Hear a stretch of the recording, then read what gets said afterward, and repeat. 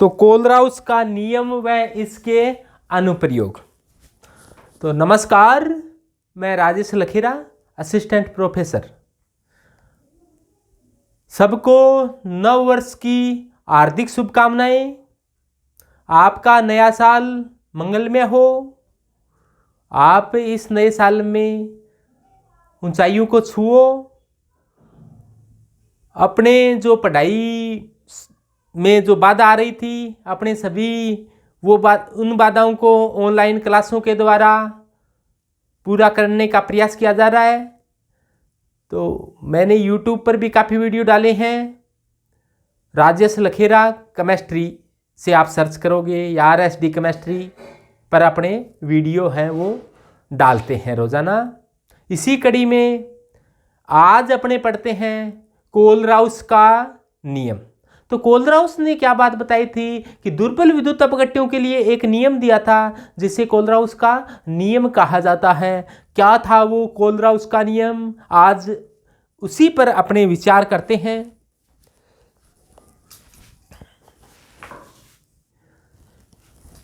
तो अपने बात कर रही हैं कोलराउस का नियम। कोलराउस ने क्या बात बताई थी?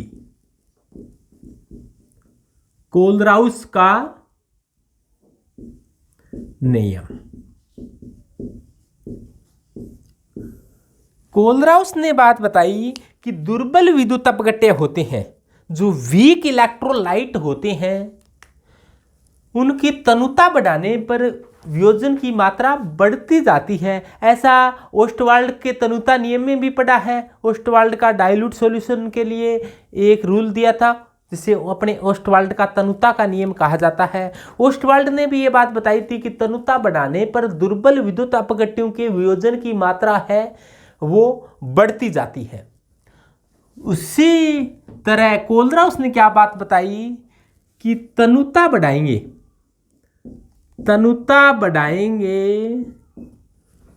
तो जो वियोजन की मात्रा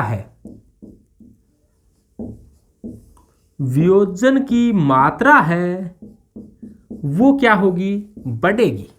यानी कि डाइल्यूशन बढ़ाएंगे तो डिसोसिएशन की जो मात्रा है वो बढ़ेगी। कैसे? अपने जैसे तनुता बढ़ाने का सीधा सा अर्थ है कि जल मिलाना है।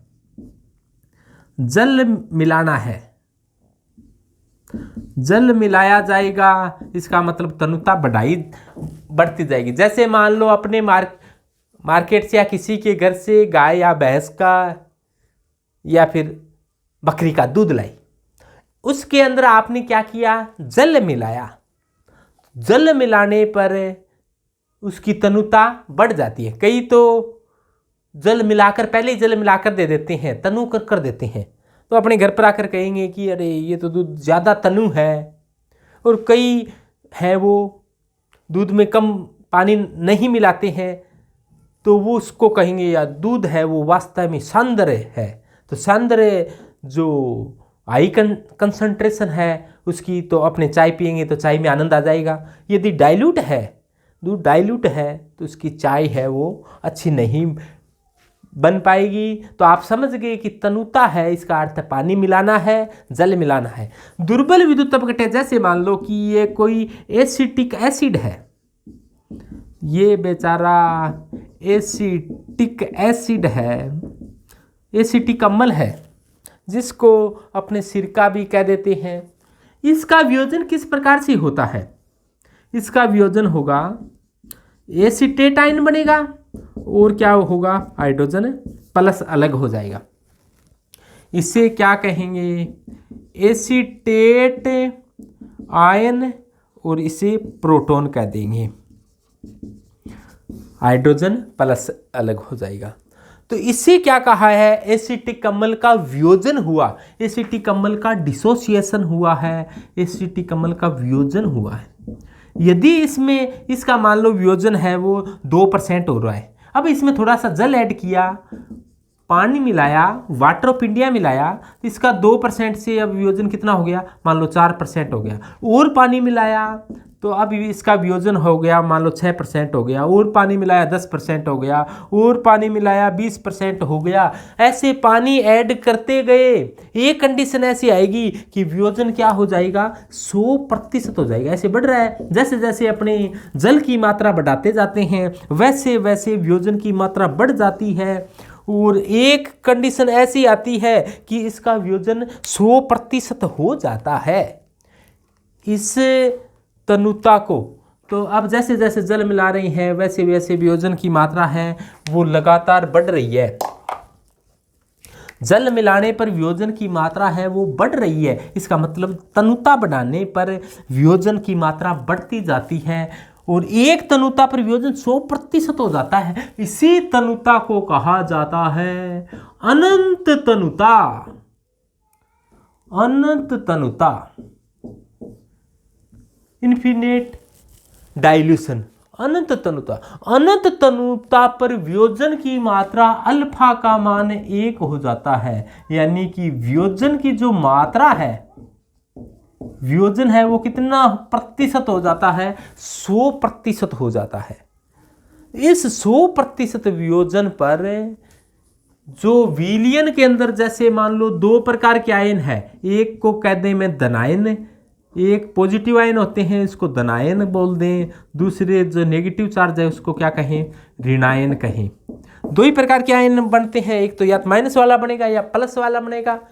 माइनस वाले को एनायन कहते हैं, प्लस वाले को केटायन कहते हैं। तो जो धनायन की अनंत तनुता प्रचालकता होती है उसको लैम्डा प्लस से दर्शाते हैं और जो ऋणायन की अनंत तनुता प्रचालकता होती है वो लैम्डा माइनस से दर्शाते हैं। तो लैम्डा प्लस क्या है, धनायन की अनंत तनुता पर आयनिक चालकता। इसी प्रकार से लैम्डा माइनस क्या है, ऋणायन की अनंत तनुता पर आयनिक चालकता। कोलराउस ये कहता है कि अनंत तनुता पर धनायन की आयनिक चालकता व ऋणायन की आयनिक चालकता का योग है वो इसकी मोलर चालकता के बराबर होता है। तो लैम्डा एम अनंत तनुता पर किसके बराबर होता है, लैम्डा प्लस अनंत प्लस लैम्डा माइनस अनंत। कहने का अर्थ है कि अनंत तनुता पर धनायन की आयनिक चालकता व ऋणायन की आयनिक चालकता का योग विलयन की, लैम्डा एम अनंत क्या है, विलयन की मोलर चालकता, धनायन की आयनिक चालकता, ऋणायन की आयनिक चालकता है वो इसकी अनंत तनुता पर है वो मोलर चालकता के बराबर होती है। ऐसी बात बताई थी कोलराउस ने, इसे कोलराउस का नियम कहा जाता है। दोबारा से सुने कि अनंत तनुता पर वियोजन है वो 100% हो जाता है। इस स्थिति में धनायन की चालकता को ऋणायन प्रभावित नहीं करता। नहीं तो ऐसा होता है कि अब जैसे तनुता कम है तो धनायन ऋणायन के नजदीक नजदीक है तो इनका क्या होगा, आकर्षण होगा। लेकिन तनुता बहुत ज्यादा बढ़ा दी, जल इतना मिला दिया, धनायन यहां है ऋणायन यहां है, दूरी बढ़ गई, प्लस माइनस के बीच में दूरी बढ़ गई। अब आकर्षण क्या हो गया, कम। जल है, जल का आप पराविद्युतांक नियतांक भी होता है, आप जानते हो 80 होता है, ये 80 गुना कम कर देता है इसकी आकर्षण को, तो 80 भाग कम कर देता है। चलो वो तो छोड़ो, आप फिजिक्स में पढ़ते हो ऐसा। तो दूरी बढ़ गई तो आकर्षण क्या हो गया, कम हो गया। जैसे अपने दो नज़दीक नज़दीक है, दूरी कम है तो आकर्षण ज़्यादा होगा। जैसे जैसे दूरी बढ़ेगी वैसे वैसे अट्रैक्शन है, आकर्षण है, वो क्या हो जाएगा, कम हो जाएगा। इस स्थिति में धनायन गति कर रहा है तो ऋणायन से प्रभावित नहीं होगा, ऋणायन गति कर रहा है तो धनायन से प्रभावित नहीं होगा। इस स्थिति में जो धनायन की जो अनंतता पर आयनिक चालकता है वो लैम्डा प्लस अनंत है और ऋणायन की जो आयनिक चालकता है वो लैम्डा माइनस अनंत है। इस दोनों का जोड़ है वो लैम्डा एम अनंत के बराबर होता है, ये कोलराउस कहता है। आई ना बात ध्यान में, कोलराउस क्या कहता है तो बोलो।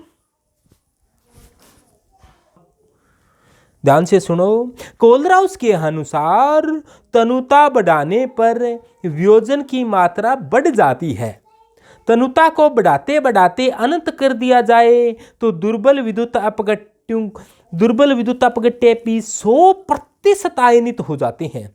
अर्थात वह तनुता जिस पर कोई भी विद्युत अपघट्य 100% आयनित हो जाता है उसे अनंत तनुता कहा जाता है।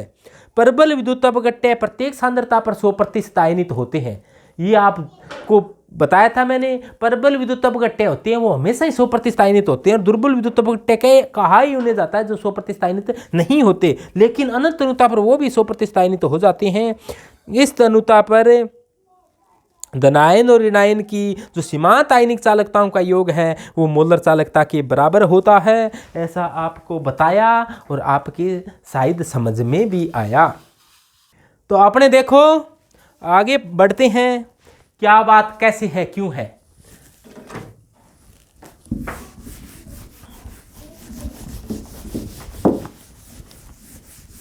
अब देखो बात ऐसे है,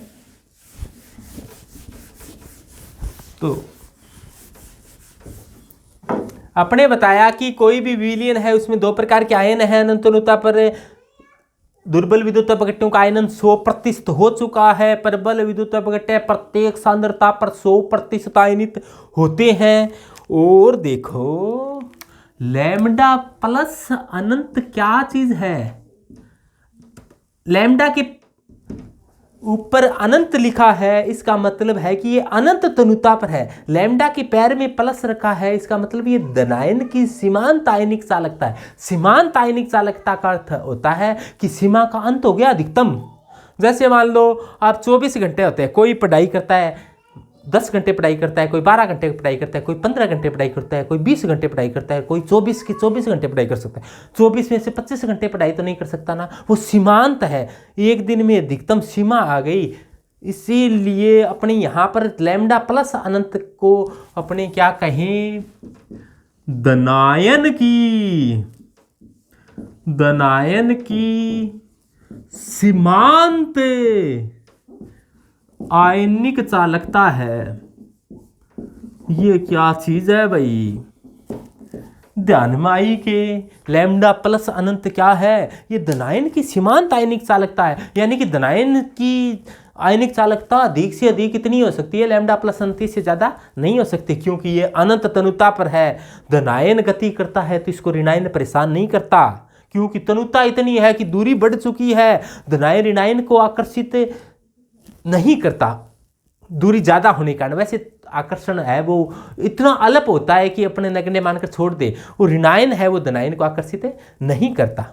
ऐसा कभी नहीं होता कि धनायन ऋणायन के बीच में बल न लगे, बल इतना कम लग रहा है कि इसको नगण्य मानकर छोड़ ही दो, तो इससे क्या कहेंगे, धनायन की अधिकतम चालकता। इसीलिए इसका नाम पड़ गया धनायन की सीमांत आयनिक चालकता, या इसको आप ऐसे भी बोल देना धनायन की अनंत तनुता पर मोलर चालकता। अनंत तनुता का नाम ले लोगे ना तो उसकी सीमांत करने की जरूरी नहीं है, अनंत तनुता पर धनायन की मोलर चालकता। इसका दूसरा नाम मैं ऐसे लिखूं, फिर अपने को अनंत तनुता बोलना पड़ेगा। अनंत तनुता पर धनायन की सीमांत नहीं बोलना चाहते तो आप क्या हो, अनंत तनुता पर धनायन की आयनिक चालकता कह दो, चाहे मोलर चालकता कह दो, एक ही बात है। अनंत तनुता पर धनायन की मोलर चालकता। इसी प्रकार से देखो, इसी कड़ी में लैम्डा माइनस अनंत क्या होगा, तो लैम्डा माइनस अनंत, बस ये धनायन की बात थी, वही बात क्या है, ऋणायन की है। ऋणायन की सीमांत आयनिक चालकता या अनंत तनुता पर ऋणायन की मोलर चालकता। ऋणायन की क्या है, ये सीमांत आयनिक चालकता, या फिर इसको क्या कहते हैं, ऋणायन की मोलर चालकता। लेकिन सावधान, आपको ये जरूर कहना पड़ेगा कि ये अनंत तनुता पर है जी, अनंत तनुता पर। सिंपल तनुता पर मोलर चालकता उतनी नहीं होती, आयनिक चालकता भी उतनी नहीं होती जितनी कि अनंत अनुता पर। अनंत अनुता पर अधिकतम होती है, क्योंकि अनंत अनुता पर आयनन बढ़ जाता है। इंट्रायनिक इंट्रैक्शन यानी कि आयनों के बीच में जो आकर्षण है वो बहुत बहुत कम लग पाता है दूरी बढ़ने के कारण। और इस विलयन की जो मोलर चालकता है, विलयन की जो मोलर चालकता टोटल, धनायन की मोलर चालकता, ऋणायन की अनंत अनुता पर धनायन की आयनिक चालकता, अनंत अनुता पर ऋणायन की आयनिक चालकता का जो योग है वो लैम्डा प्लस और लैम्डा माइनस का योग मोलर चालकता के बराबर होता है। और ये बात हो यदि अनंत तनुता की, तो इस प्रकार से लिख देंगे कि लैम्डा एम अनंत बराबर क्या होगा, लैम्डा प्लस अनंत प्लस लैम्डा माइनस अनंत। और यही बात कोलराउस ने बताई थी, इसलिए इसको कोलराउस का नियम कहा जाता है। तो आप समझ गए होंगे कि कोलराउस का नियम क्या था। तो कोलराउस ने क्या बात बताई थी, वो बात समझ में आई क्या?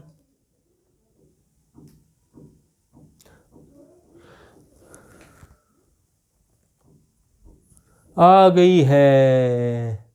वेरी गुड, सबके बात ध्यान में आई है। ये खुशी की बात। समझ में कहाँ आता है, समय निकल जाता है, समझ में नहीं आता है। बाद में समझ में आता है जब इंसान बूढ़ा हो जाता है।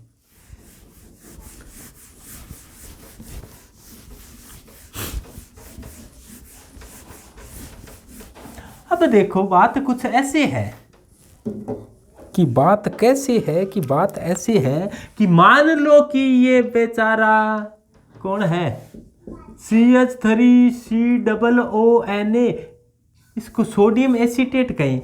सोडियम एसीटेट भी ये लवण हो जाएगा, वैसे ही 100% टूटता है लवण। दुनिया के सभी लवण स्ट्रॉन्ग इलेक्ट्रोलाइट है। दुनिया के सभी जो साल्ट है वो स्ट्रॉन्ग इलेक्ट्रोलाइट होते हैं, प्रबल विद्युत अपघट्य होते हैं। दुनिया में प्रबल अम्ल प्रबल विद्युत अपघट्य होते हैं, प्रबल क्षार प्रबल विद्युत अपघट्य होते हैं। Strong acid strong base and all salt are strong electrolyte.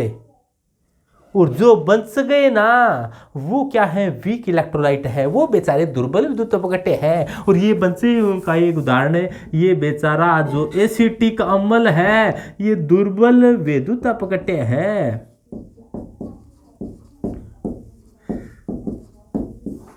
और ये कैसे टूटेगा, ये ऐसे टूटेगा कि एसिटिक अम्ल कैसे टूटेगा कि CH3COO minus plus hydrogen plus में।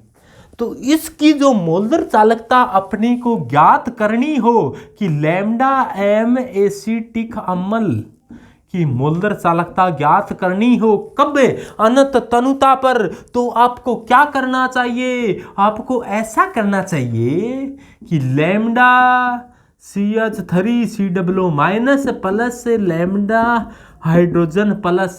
और ये अनंत तनुता पर बात है कि यानी कि अनंत तनुता पर एसिटिक अम्ल की मोलर चालकता है वो एसीटेट आयन की मोलर चालकता व हाइड्रोजन आयन की मोलर चालकता के योग के इक्वल होती है।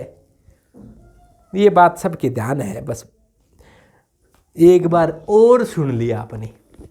अब देखो यहां पर आयनों की संख्या एक एक थी, इसलिए एक एक लिखा, और वो दृष्टिगोचर आपको नहीं हो रहा है कि ये मान लिया कि लिखा हुआ है। यहां पर जैसे दो दो आयन बन रहे हो तो इसके दो दो भी लगाने पड़ते, तीन तीन हो, दो तीन हो, तो वो संख्या लगानी पड़ती है। जैसे इसका कोई अगला एग्जाम्पल मैं बताऊंगा आपको कि मान लो कि AlCl3 है, वो कैसे टूटा, वैसे टूटा कि Al+3+3Cl माइनस। तो लैम्डा एम AlCl3 ज्ञात करना है आपको, कब, अनंत तनुता पर। देखो ये AlCl3 टूट रहा है तो इसकी मोलर चालकता लैम्डा एम यानी कि मोलर चालकता किसकी, AlCl3 की, कब, अनंत तनुता पर। तो लैम्डा एम अनंत AlCl3 इजिकल टू किसकी मोलर चालकता के बराबर होगा, लैम्डा Al+3 की मोलर चालकता अनंत तनुता पर प्लस लैम्डा Cl माइनस की मोलर चालकता अनंत तनुता पर। ध्यान ये देना है आप लोगों को कि ये जो संख्या है इसका गुणा भी करना है।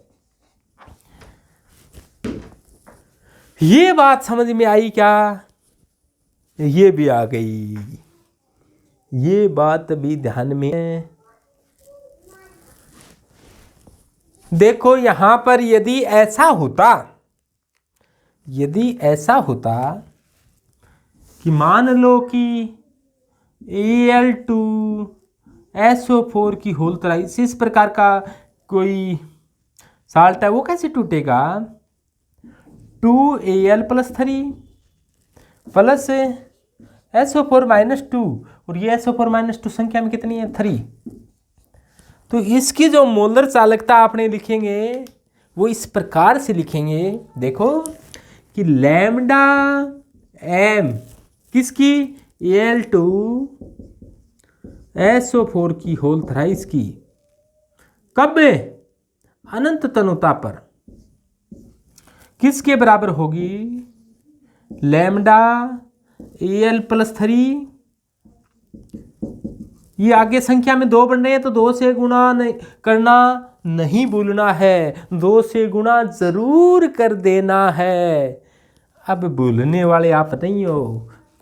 अरे 3 बेटा है, इस 3 से पहले ही गुणा कर दो, इस 3 को कह दो, तो ये आ गया 3।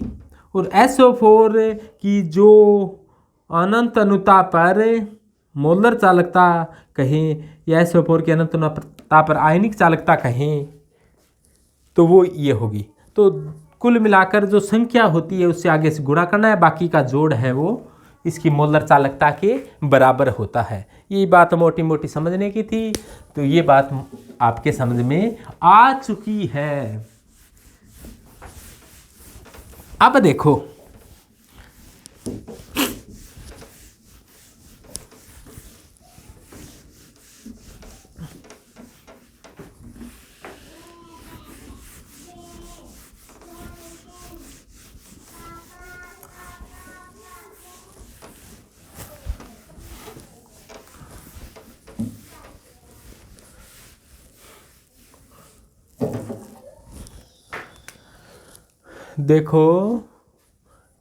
कि लैम्डा m ज्ञात करनी हो आपको अनंत अनुता पर, तो क्या करना चाहिए? लैम्डा प्लस और लैम्डा माइनस का क्या कर देना चाहिए? जोड़ कर देना चाहिए।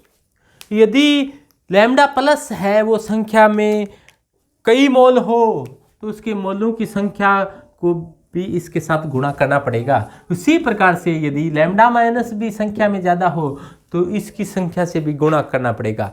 और न्यू प्लस क्या है यहाँ पर? ये धनायनों की मोलों की संख्या है। न्यू प्लस क्या है? धनायन की संख्या है। और न्यू माइनस क्या है? ये ऋणायन की संख्या है।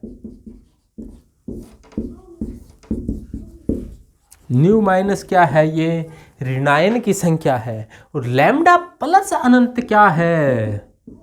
लैम्डा प्लस अनंत क्या है? धनायन की अनंत अनुता पर मोलर चालकता है। ये है जी धनायन की अनंत तनुता पर मोलर चालकता है या आयनिक चालकता है। और लैम्डा माइनस अनंत ऋणायन के अनंत अनुता पर मोलर चालकता या आयनिक चालकता। तो धनायन की संख्या, ऋणायन की संख्या, ये किस में है? मोल में। तो इस प्रकार से लैम्डा m निकालने का कोलराउस का और आल से जो सूत्र था वो ये था कि लैम्डा m अनंत इक्वल टू लैम्डा प्लस से अनंत को न्यू प्लस से गुणा किया, प्लस लैम्डा माइनस अनंत को न्यू माइनस से गुणा किया, फिर इसका जोड़ कर दिया गया है और ये आ चुका है।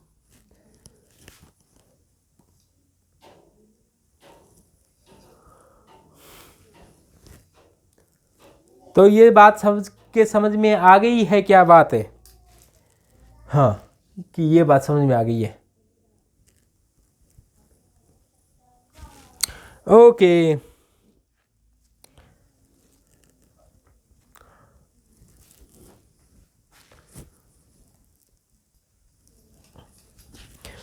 अब देखो विलियन है उसके अंदर जो विलयन है उसके अंदर धनायन व ऋणायन दोनों ही होते हैं। ध्यान से देखिए, विलयन के अंदर धनायन व ऋणायन दोनों ही होते हैं।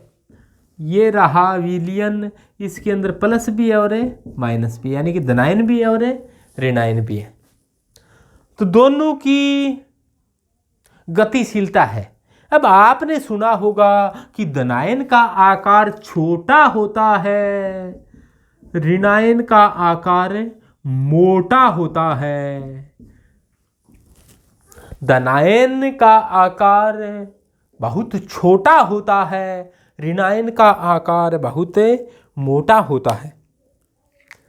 अब देखो, अब ये एक तो धनायन धारा लेकर जाएगा तो चलेगा, चलकर जाएगा, तो इसको अपने इसकी गतिशीलता को U से कह दे, और U प्लस को क्या कहें अपने धनायन की गतिशीलता।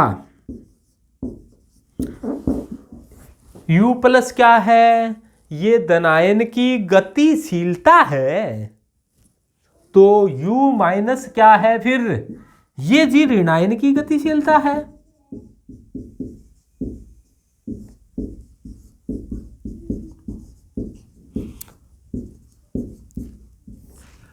तो U माइनस ऋणायन की गतिशीलता है।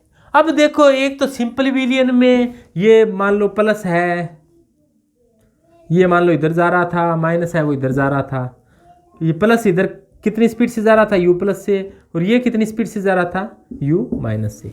अब तनुता बाई चांस ऐसी कंडीशन है कि तनुता अनंत है, तो अनंत तनुता है तो अब धनायन ऋणायन को आकर्षित नहीं कर पाता अनंत तनुता पर, और ऋणायन धनायन को आकर्षित नहीं कर पाता अनंत तनुता होने पर। जैसे मान लो ये जा रहा है इधर और ऋणायन इधर जा रहा है, अब ये प्लस माइनस नजदीक आएंगे तो इनके बीच में आकर्षण होगा, अट्रैक्शन होगा, ये एक दूसरे से यही बातें करने लग जाएंगे, बतलाने लग जाएंगे, एक दूसरे के चिपक जाएंगे।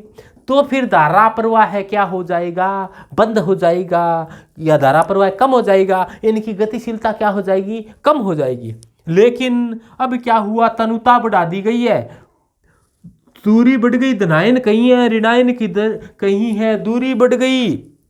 अब धनायन चलकर जाता है कहीं तो उसको ऋणायन परेशान नहीं करता क्योंकि दूरी बढ़ गई, ऋणायन चलकर जाता है तो धनायन परेशान नहीं करता। तो धनायन की अनंत तनुता पर जो गतिशीलता होती है वो ज्यादा होती है। तो अपने क्या कहें? U प्लस अनंत, ये क्या है? केटायन की यानी कि धनायन की क्या है? ये गतिशीलता है जी। कब है? अनंत तनुता पर। धनायन की गतिशीलता कब है? ये अनंत तनुता पर। आप पहले ही लगा देना कि अनंत तनुता पर धनायन की गतिशीलता, और U माइनस क्या कहोगे? अनंत तनुता पर ऋणायन की गतिशीलता। तो U प्लस अनंत क्या है? धनायन की गतिशीलता है अनंत तनुता पर। U माइनस अनंत क्या है? ऋणायन की गतिशीलता है अनंत तनुता पर।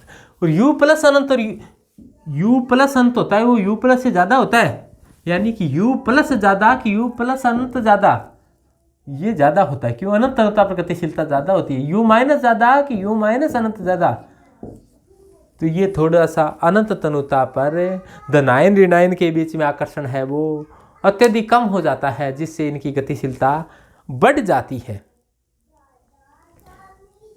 अब देखो, धनायन की गतिशीलता धनायन की मोलर चालकता यानी कि आयनिक चालकता के समानुपाती होगी, ऋणायन की गतिशीलता ऋणायन की आयनिक चालकता के समानुपाती होगी। जैसे समझो ध्यान से, बात क्या है? ये कोई भी विलयन है उसमें ऐसा है, बात कुछ ऐसे है, अनंत तनुता है, ये धनायन है, ये ऋणायन है। धनायन मान लो इधर जा रहा है, ऋणायन इधर जा रहा है।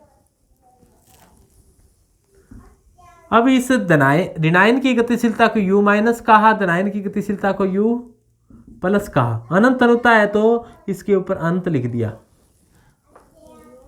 और इसकी जो अनंत रुता पर जो आयनिक चालकता होती है वो लैम्डा प्लस अनंत कह दिया। तो जितना इसकी ज्यादा गतिशीलता होगी उसका u प्लस अनंत क्या होगा, ज्यादा होगा।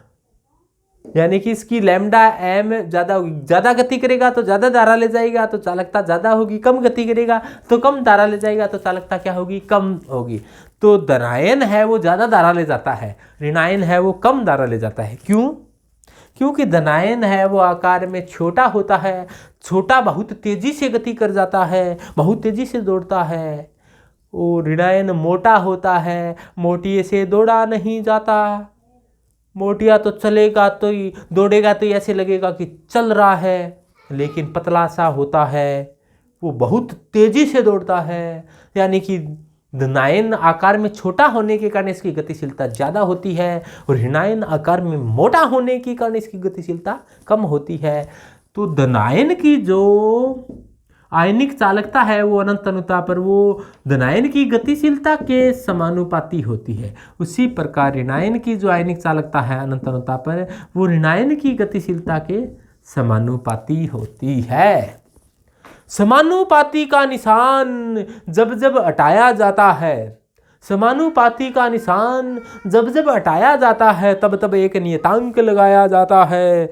यहाँ पर क्या नियतांक लगा देंगे, देखो जरा गौर से कि यहाँ पर समानुपाती का निशान हटाया और एक नियतांक लगाया। ये समानुपाती का निशान हटाया और एक नियतांक f लगा दिया। f फेराडे नियतांक, f को फेराडे नियतांक कहा जाता है। तो लैम्डा प्लस अनंत is equal to F U plus, और लैम्डा माइनस अनंत is equal to F U minus अनंत। और ये f फेराडे नियतांक होता है और इसका मान होता है वो 96,487 कूलाम होता है। और ऐसा एक मोल इलेक्ट्रॉनों पर उपस्थित चार्ज के बराबर होता है। एक मोल एक इलेक्ट्रॉन पर चार्ज होता है वो होता है 1.6 इंटू 10 की पावर माइनस 19 कूलाम।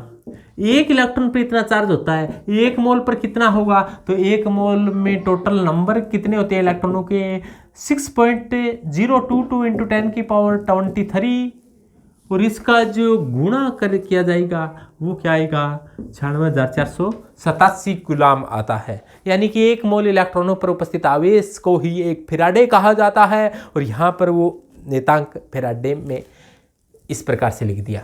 और ये लैम्डा प्लस अनंत और लैम्डा माइनस अनंत का मान मोलर चालकता वाले सूत्र में रख दिया जाए तो क्या होगा, तो मोलर चालकता वाला सूत्र क्या था वो अभी बात करते हैं, क्योंकि आपके सभी के ध्यान में आ चुका है कि वो क्या था। वो ऐसे था कि लैम्डा एम निकालनी हो अनंत अनुता पर, तो वो क्या होता है न्यू प्लस लैम्डा प्लस अनंत plus nu minus lambda minus अनंत के इक्वल होता है। और लैम्डा प्लस अनंत की जगह क्या लिख सकते हैं एफ यू प्लस अनंत, और लैम्डा माइनस अनंत की जगह क्या लिख सकते हैं एफ यू माइनस अनंत। तो ये मान यदि इसके अंदर रख दिया जाएगा तो क्या होगा, देखो न्यू प्लस प्लस इन दोनों के मान रखिए जरा, देखो देखो एफ प्लस अनंत का मान रखा एफ यू प्लस अनंत, न्यू माइनस का मान रखा एफ यू माइनस अनंत, और लैम्डा एम अनंत इज इक्वल टू क्या हो गया, एफ को कॉमन ले लो, न्यू प्लस यू प्लस अनंत plus nu minus U minus अनंत। तो ये भी कोलराउस के नियम की एक अन्य समीकरण होती है। इसके अंदर आपको गतिशीलता ले ली अपने, तो देखो ध्यान से, एफ तो फेराडे नियतांक है जिसका मान अभी अभी बताया था 96,487 कूलाम होता है। कई जगह 84 मिल सकता है लेकिन ये ज़्यादा सही है। न्यू प्लस धनायन की संख्या है, यू प्लस अनंत धनायन की अनंत अनुता पर गतिशीलता है, न्यू माइनस ऋणायन की संख्या है, न्यू माइनस अंत ऋणायन की अनंत अनुता पर गतिशीलता है। और ये बात बताई जा रही है कि ये कोलराउस के नियम की इक्वेशन है।